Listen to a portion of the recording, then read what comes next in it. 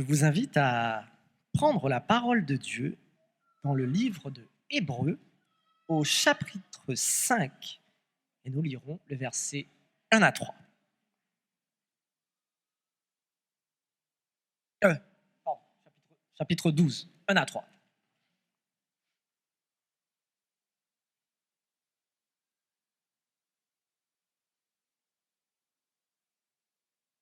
Bon pour tout le monde? Hébreux 12, 1 à 3. Je commence. Nous donc aussi, puisque nous sommes environnés d'une si grande nuée de témoins, rejetons tout fardeau et le péché qui nous enveloppe si facilement et courons avec persévérance dans la carrière qui nous est ouverte. Ayant les regards sur Jésus, le chef et le consommateur de la foi, qui en vue de la joie qui lui était réservée, a souffert la croix, méprisé l'ignominie, et s'est assis à la droite du trône de Dieu. Considérez en effet celui qui a supporté contre sa personne une telle opposition de la part des pécheurs, afin que vous ne vous laissiez point l'âme découragée. Que l'Éternel bénisse sa parole. Amen.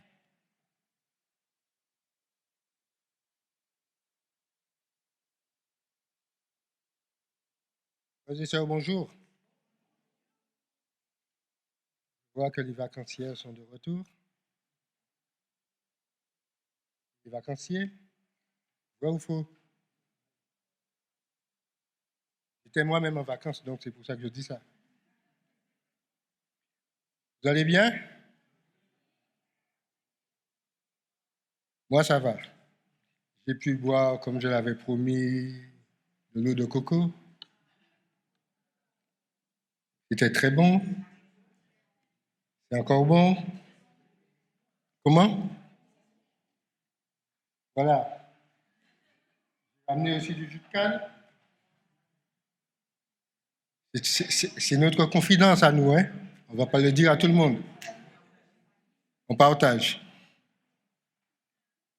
En tout cas, bienvenue à ceux qui nous visitent en ce matin, les vacanciers qui sont là. Merci d'être là ce matin.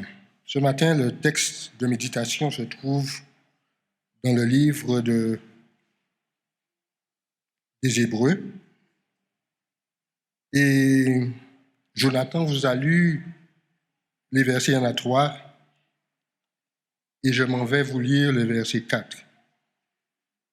Il dit, vous n'avez pas encore résisté jusqu'au sang en luttant contre le péché. Amen. Prions ensemble. Tendre Père céleste, merci pour ce privilège que tu nous donnes d'entendre ta parole.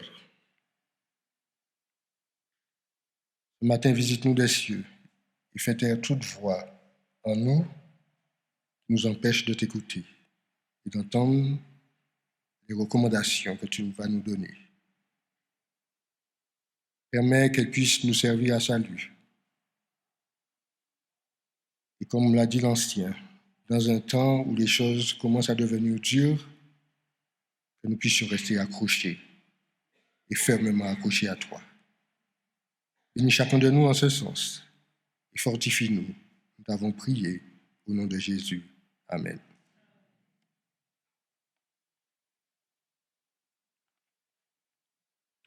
Dans nos sociétés, dans la diaspora noire,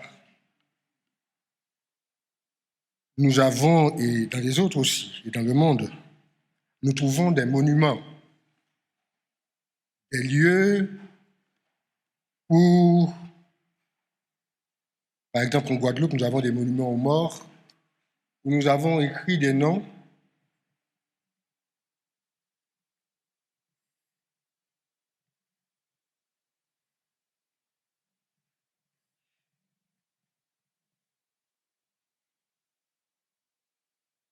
et bon. Je disais donc que nous avons des monuments aux morts sur lesquels sont inscrits des noms d'hommes qui ont donné leur vie pour des causes, par exemple durant la guerre.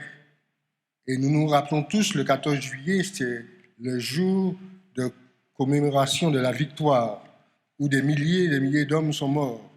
Mais aussi des milliers et des milliers d'hommes se sont battus pour justement que nous soyons libres, entre guillemets. Ainsi, chaque année, il y a des commémorations pour saluer leur bravoure. Bravoure pour garantir, comme je le disais, nos droits et nos libertés. Ces hommes sont devenus des modèles, et avec raison, des modèles de lutte humaine. Et nous pensons à Rosa Parks, aux États-Unis, nous pensons à Martin Luther King, au Guadeloupe, nous pensons à la mulâtresse Solitude. Des personnes qui ont donné leur vie pour des causes. Leurs noms ont traversé les époques pour arriver jusqu'à nous. Et nombreux sont ceux aujourd'hui qui prennent exemple sur eux dans les combats qui perdurent toujours dans notre civilisation.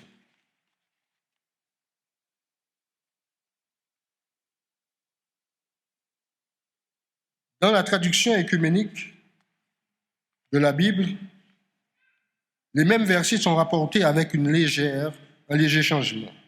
Ainsi donc, puisque nous avons autour de nous une telle nuée de témoins, rejetons tout fardeau et le péché qui sait si bien nous entourer et courons avec endurance l'épreuve qui nous est proposée. Les regards fixés sur celui qui est l'initiateur de la foi et qui l'amène à son accomplissement, Jésus, lui qui, renonçant à la joie qui lui revenait, endura la croix au mépris de la honte et s'est assis à la droite de Dieu. Oui, pensez à celui qui a enduré de la part des pécheurs une telle opposition contre lui, afin de ne pas vous laisser accabler par le découragement. Et l'auteur termine, vous n'avez pas encore résisté jusqu'au sang dans votre combat contre le péché. Ainsi, bien-aimés frères et sœurs, amis, le texte de ce matin tiré du chapitre 12 de l'Épître aux Hébreux commence par une invitation à regarder en arrière. Et bien que le texte biblique dit que nous sommes entourés, comme l'explique le mot grec utilisé,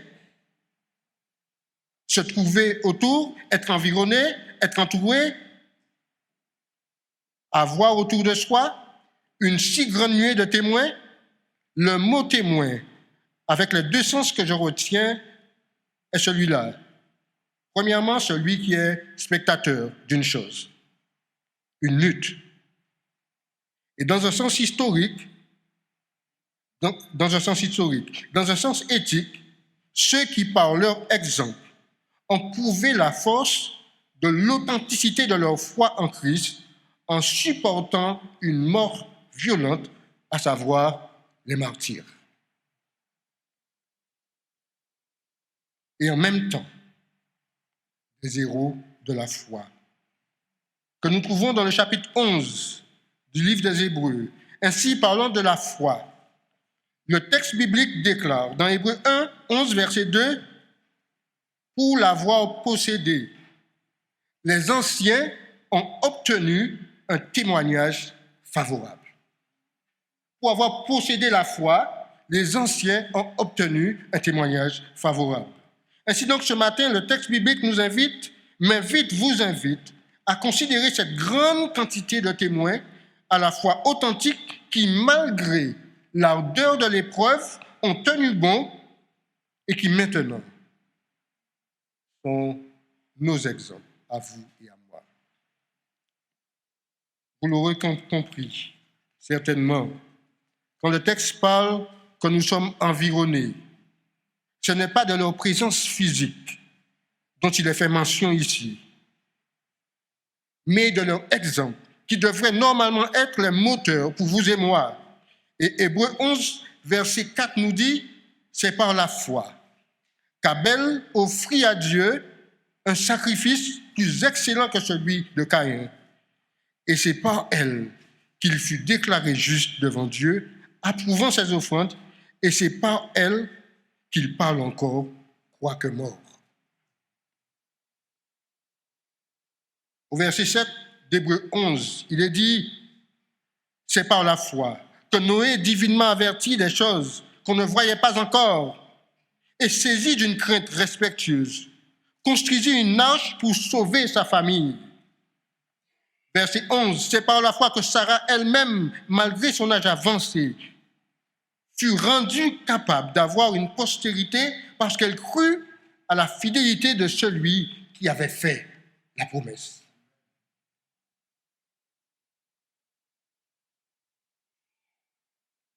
Mais c'est aussi par la foi que Moïse, devenu grand, refusa d'être appelé fils de la fille de Pharaon, aimant mieux être maltraité avec le peuple de Dieu que d'avoir pour un temps la jouissance du péché.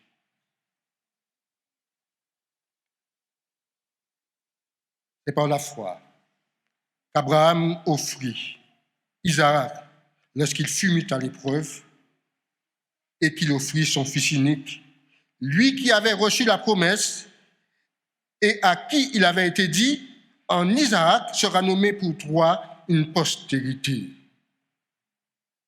C'est par la foi aussi que Rahab, la prostituée, ne périt pas avec le rebelle, parce qu'elle avait reçu les espions avec bienveillance. Et le texte hébreu continue, et que dirais-je encore, car le temps me manquerait pour parler de Gédéon, de Barak, de Samson, de Jephthé, de David, de Samuel et des prophètes, qui par la foi vainquirent des royaumes, exercèrent la justice, obtinrent des promesses, fermèrent la guerre des lions, éteignirent la promesse du feu, échappèrent aux tranchants de l'épée, guérirent de leur maladie, furent vaillants à la guerre, mirent en fuite des armées étrangères. Nous avons des témoins pour tout type de situation possible. Alors ce matin, je voudrais poser une question. Est-ce que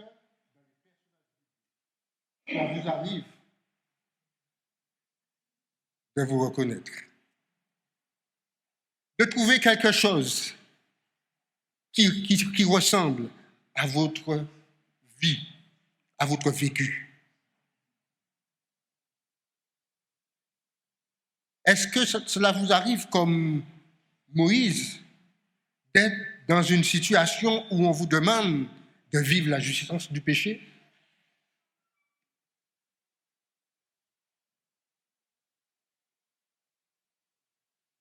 Je vous ai posé une colle?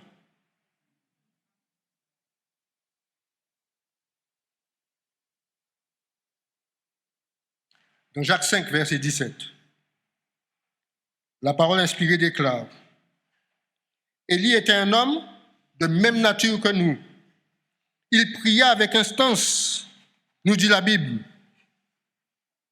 qu'il ne plus point, et il ne tomba point de pluie sur la terre pendant 3 ans et 6 mois. Et 1 Corinthiens 10, parlant des pérégrinations des Hébreux, la Bible nous dit, ces choses leur sont arrivées pour nous servir d'exemple et elles ont été écrites pour notre instruction à nous qui sommes parvenus à la fin des siècles.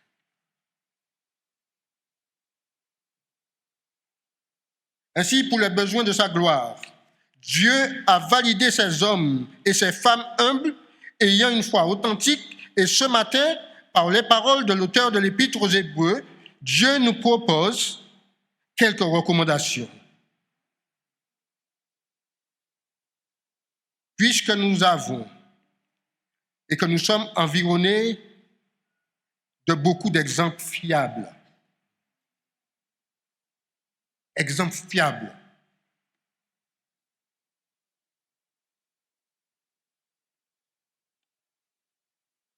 Première recommandation, rejetons tout fardeau. Qu'est-ce qu'un fardeau? Frères et sœurs, qu'est-ce qu'un fardeau? Quelque chose qui nous pèse, qui est lourd, quelque chose qui est sous notre dos. Elle peut être un fardeau physique, mais elle peut être un fardeau psychologique. Mais ça nous pèse. Ça peut être le poids d'une culpabilité. Ça peut être une personne qui exerce une autorité sur nous. La Bible nous dit, rejetons tout fardeau. Une charge ou un poids, une fatigue, une difficulté, un accablement, une autorité, une difficulté difficile à surmonter. Pesons sur nous. Une autorité non divine, quelque chose qui nous oblige à marcher courbés, qui nous oblige à marcher sous elle. Elle peut être une situation, une peine, un chagrin, une personne, comme je le disais tout à l'heure, qui exerce une autorité, et j'en passe. Jésus dit, dans Matthieu 11, verset 28, « Venez à moi, tous qui êtes fatigués et chargés, et je vous donnerai du repos. Prenez mon joug sur vous et recevez mes instructions, car je suis doux et humble de cœur, et vous trouverez du repos pour vos âmes. Car mon joug est doux et mon fardeau léger. » Amen.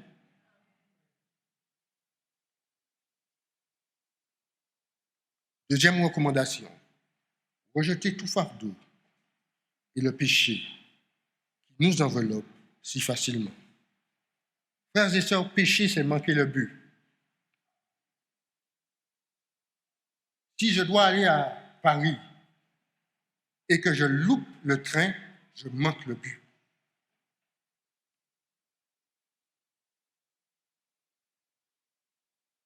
Pécher, c'est manquer le but. Ça veut dire que si je pêche, le ciel m'est refusé. Le ciel ne m'est pas acquis. Pécher, c'est errer. Pécher, c'est commettre une faute, c'est faillir, c'est être fautif. Manquer le chemin de la droiture et de l'honneur. Pécher, c'est faire le mal volontairement. Pécher, c'est s'éloigner de la loi de Dieu. Violer la loi, c'est pécher. Et ce matin, nous lisions dans Éphésiens, chapitre 4, versets 25 à 29 dans la leçon de l'école du sabbat. La Bible nous dit ceci. C'est pourquoi, une définition de la Bible directement, renoncez au mensonge, et que chacun de vous parle selon la vérité à son prochain, car nous sommes membres les uns des autres. Si vous vous mettez en colère, ne péchez point, que le soleil ne se couche pas sous votre colère, et ne donne pas accès au diable, que celui qui dérobait ne dérobe plus, mais plutôt qu'il travaille en faisant de ses mains ce qui est bien, pour avoir de quoi donner à celui qui est dans le besoin. Et le texte continue et dit, qu'il ne sorte de votre bouche aucune parole mauvaise, mais s'il y a lieu de quelques bonnes paroles qui servent à l'édification et communiquent une grâce à ceux qui l'entendent. Dans une société où c'est pas ça, nous sommes obligés, en tant que chrétiens, à aller contrairement à cette société. Partout où nous allons, partout où Dieu nous a posés, nous sommes dans des situations où c'est le mal qui domine, où l'invitation à faire le mal est là. Et Dieu nous invite à, parmi ces personnes, à briller, à leur montrer le chemin. C'est pourquoi renoncer au mensonge. Paul, se défiant de lui-même, disait dans Romains ces paroles, « Ce qui est bon, je le sais, n'habite pas en moi. » C'est-à-dire dans ma chair. J'ai la volonté, non le pouvoir de faire le bien, car je ne fais pas le bien que je veux et je fais le mal que je ne veux pas. Je trouve donc en moi cette loi. Quand je veux faire le bien, le mal est attaché à moi, car je prends plaisir à la loi de Dieu selon l'homme intérieur, dit Paul. Mais je vois dans mes membres une autre loi qui lutte contre la loi de mon entendement et qui me rend captif de la loi du péché qui est dans mes membres. Fervent chrétien, Paul connaissait la puissance du péché et la lutte qui en découlait. Mais, quand bien même il a dit qu'il voit dans ses membres qu'il y a une lutte, quand bien même qu'il a dit qu'il ne peut pas faire le bien, il avait une solution. Et il dit, toujours dans Romains 7, au verset 24 et 26, « Misérable que je suis, qui me délivrera du corps de cette mort? Grâce soit rendue à Dieu par Jésus-Christ, notre Seigneur. » Lorsque Paul parle du péché, il n'est pas en train de dire « on ne peut pas ». Il est en train de dire que la puissance qui est en lui est plus forte que lui. Mais il y a quelqu'un qui est plus fort que le péché. Et ça, nous pouvons nous rapprocher. Nous pouvons nous raccrocher à lui. Qui me délivrera du corps de cette mort? Et chacun de nous, nous avons hérité de notre nature, de ce corps de cette mort. Mais par la médiation de Christ, nous avons hérité de la nature divine qui nous libère de la puissance du péché. Christ n'est-il pas venu pour nous affranchir?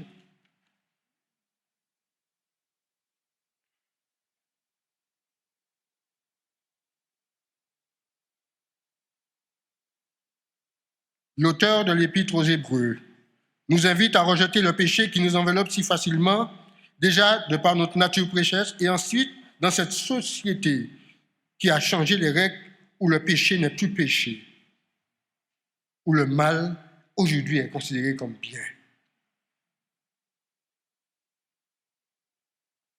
Et quand bien même aujourd'hui que quelqu'un est accusé d'une faute grave, cette société trouve toujours aujourd'hui des circonstances atténuantes pour dire que des fois, ce n'est pas sa faute.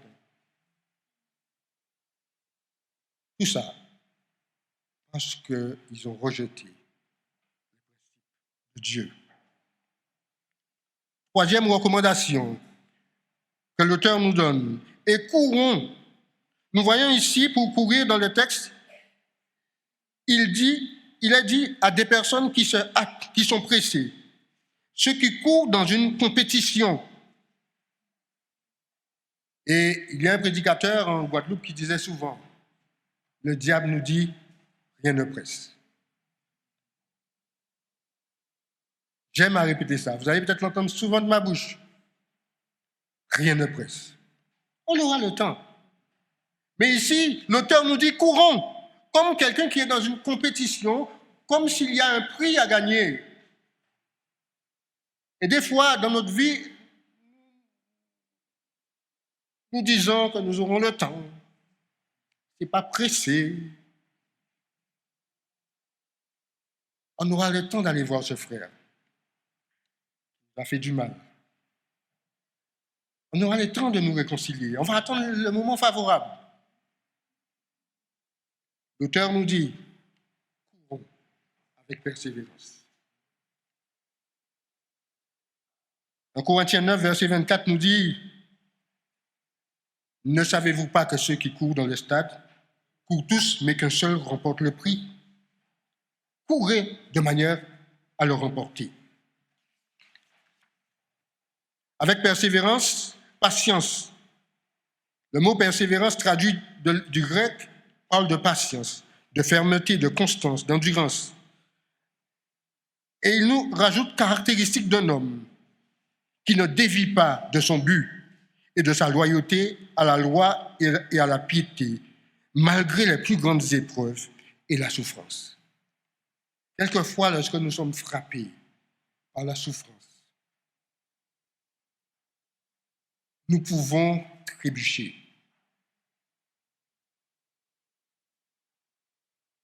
Facile à trébucher quand nous sommes frappés par la souffrance. Mais Dieu veut que nous puissions aller au-delà de la souffrance. Et pour la petite expérience,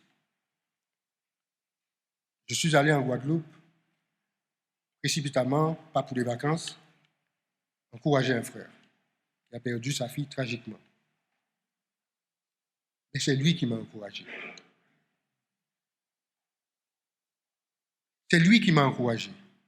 Et dans son discours, quand je parle avec lui, quand je prie avec lui, il me dit « Ce qui m'est arrivé me donne plus de force pour prêcher l'Évangile. » Je me dis aujourd'hui, est-ce que moi, ça aurait été moi, j'aurais vécu cela de cette même manière-là?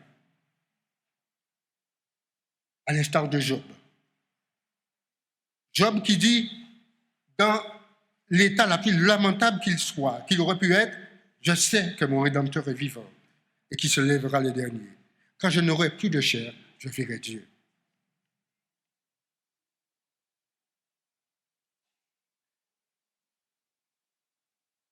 Hébreux 10, verset 36 nous dit, « Car vous avez besoin de persévérance, afin qu'après avoir accompli la volonté de Dieu, vous obteniez ce qui a été promis. » Et Romains 5, verset 23, « Bien plus, nous nous glorifions même des afflictions, sachant que l'affliction produit la persévérance, la victoire dans l'épreuve, et cette victoire produit l'espérance. » Dans Colossiens 3, verset 12, Paul nous dit, « Ainsi donc, comme des élus de Dieu, saints et bien-aimés, revêtez-vous d'entrailles de miséricorde, de bonté, d'humilité, de douceur, de patience. » Revêtez-vous d'entrailles de miséricorde, de bonté, d'humilité, de douceur et de patience. Courons avec persévérance dans la carrière qui nous est ouverte, ayant le regard sur Jésus, le chef et le consommateur de la foi.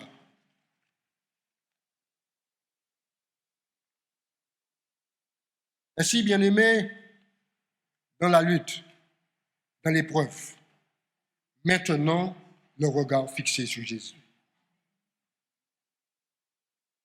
Ne mettez pas votre regard sur le prédicateur. Ne mettez pas votre regard sur le pasteur. Ne mettez pas le regard sur votre femme. Ne mettez pas votre regard sur votre mari. Ne mettez pas votre regard sur votre papa, votre maman, parce que votre maman ou votre papa peut chuter et vous entraîner avec lui. Et la Bible nous dit deux choses. Maintenant, le regard sur Jésus et sur Jésus seul. Et dans ce texte, il est présenté avec deux caractéristiques particulières qui le distinguent de tous les hommes. À savoir qu'il est le chef. Pas chef, patron de mon travail, mais chef en tant qu'exemple parfait. Exemple qui n'a jamais failli. Prédécesseur, pionnier, auteur, il connaît le chemin. Et la Bible nous dit qu'il est le chemin. Il est le chef. Deuxième caractéristique particulière. Jésus est celui qui a élevé sa foi à la perfection dans sa propre personne. Retour en arrière. Jésus est le consommateur de la foi, comme celui qui achève, qui perfectionne la foi. Et la Bible nous dit, nous tous qui le visage découvert, contemplant comme dans un miroir la gloire du Seigneur, nous sommes transformés de gloire en gloire. C'est Jésus qui nous transforme. Et lui seul nous transforme. Pas moi. Je n'ai pas cette force. Et quand bien même je vais essayer de vous transformer, ce serait une œuvre humaine.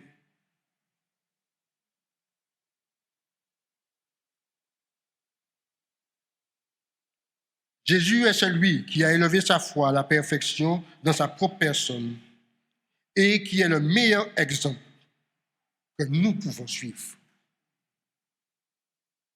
Meilleur exemple que nous pouvons suivre.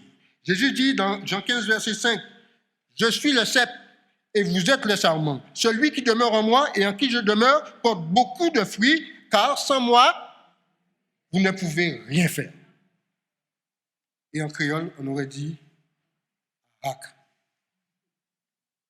Rien.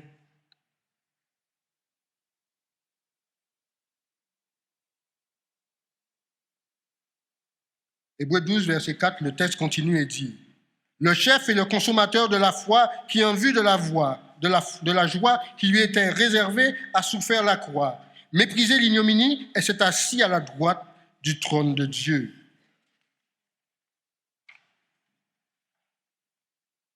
Le livre des Hébreux met l'emphase sur Jésus-Christ en disant dans Hébreux 8, verset 1er, le point capital de tout ce qui vient d'être dit, c'est que nous avons un tel souverain sacrificateur qui s'est assis à la droite du trône de la majesté divine dans les cieux. Frères et sœurs, amis, toi qui viens ici pour la première fois, dans les cieux, nous avons le meilleur des meilleurs. Nous n'avons pas trouvé ici-bas quelqu'un qui correspond à notre Jésus. Et le jour où vous allez le trouver, emmenez-le-moi. Romains 8, verset 34. Qui les condamnera? Christ est mort. Bien plus, il est ressuscité, il est à la droite du Père et il intercède pour nous. Nous ne sommes pas laissés, comme je le dis souvent, tout seuls. Nous avons Jésus, mort, ressuscité. Il est venu, il a vécu notre vie. Maintenant, il intercède. Il sait de quoi tu souffres, mon frère, ma soeur, mon ami.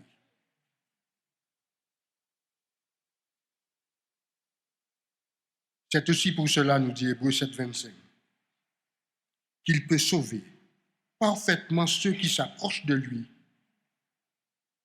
qui s'approchent de Dieu, par lui étant toujours vivant pour intercéder en leur faveur.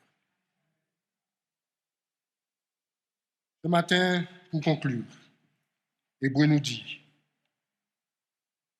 considérez en effet celui qui a supporté contre sa personne une telle opposition de la part des pécheurs, afin que vous ne vous lassiez point l'âme découragée.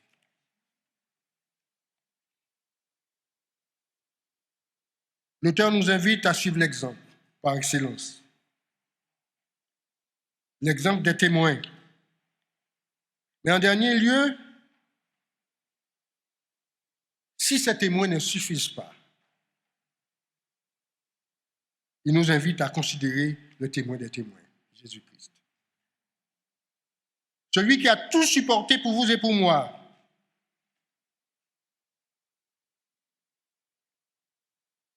Car il sait ce qui peut nous faire chuter dans le découragement. L'apôtre poursuit et nous dit dans Hébreux, toujours 12, verset 4, « Car vous n'avez pas encore lutté jusqu'au sang. » Car nous n'avons pas encore lutté jusqu'au sang. Ça veut dire quoi? Ça veut dire que la lutte continue, frères et sœurs. Tant que nous ne serons pas aux cieux avec Jésus, nous serons en lutte.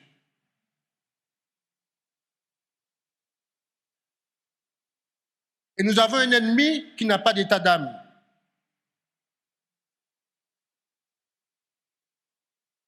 Et qui, toutes ses actions sont tournées pour nous faire rentrer dans son camp. Que nous ne le voulions pas. Mais Dieu nous dit que nous avons Jésus. De considérer ce que Jésus a souffert pour vous et moi. Considérez qu'il a vécu la mort. Considérez que ses mains ont été trouées pour vous et moi. Considérez que son côté a été blessé. Considérez qu'on l'a pendu nu sur une croix à Golgotha. La question qui se pose, cela vaut-il la peine aujourd'hui que nous suivions son exemple? Je vous laisse avec cette méditation. Amen.